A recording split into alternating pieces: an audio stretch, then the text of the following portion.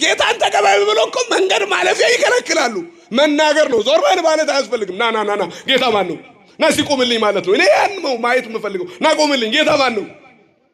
የእግዚአብሔር አብ የባሕርይ ልጁ ዓለምን ሊያድን ከድንግል ማርያም በሥጋ የተገለጠው መድኃኒታችን፣ ጌታችን፣ ቤዛችን፣ ትንሣኤያችን፣ ሕይወታችን የድንግል ልጅ ክርስቶስ እኔ አምነዋለሁ አንተ ነህ ያላመንከው ማለት መቻል አለብን። እውነት ውሸት? እስቲ በቃል መመስከር እፈልጋለሁ የምትሉ በቃል መመስከር፣ አፋችን ይከፈት፣ አንደበታችን ይናገር፣ ስለ ክርስቶስ ይመስክር። መስክሩ ስለ እርሱ። በቁስሉ ተፈውሰናል በሉ፣ በሕማሙ ድነናል በሉ፣ በሞቱ ሕይወት አግኝተናል በሉ፣ ትንሣኤው ትንሣኤያችን ነው በሉ።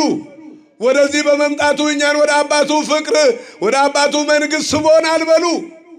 የጥል ግድግዳን አፍርሶ የሕይወት ደጅን ገልጦልናል በሉ። ነፍስን ከሥጋ ሰማይን ከምድር መላእክትን ከሰው ልጆች ጋር ሰባቱን መስተጻርራን አስታርቆታል፣ ታርቆናል በሉ። መስክሩ ስለ እርሱ በቃል። ስለ ድንግል ማርያም መስክሩ፣ ስለ ቅዱሳን መስክሩ፣ ስለምትጾሙት ጾም መስክሩ፣ ስለምታመልኩበት ቤተ መቅደስ መስክሩ፣ ስለ ቅዱሱ ታቦት ተናገሩ። ምን ያሳፍረናል? ሁሉም በመጽሐፍ አለ ወይስ የለም? ሁሉንም እግዚአብሔር ነግሮናል ወይስ አልነገረንም? በቃል እንመስክር።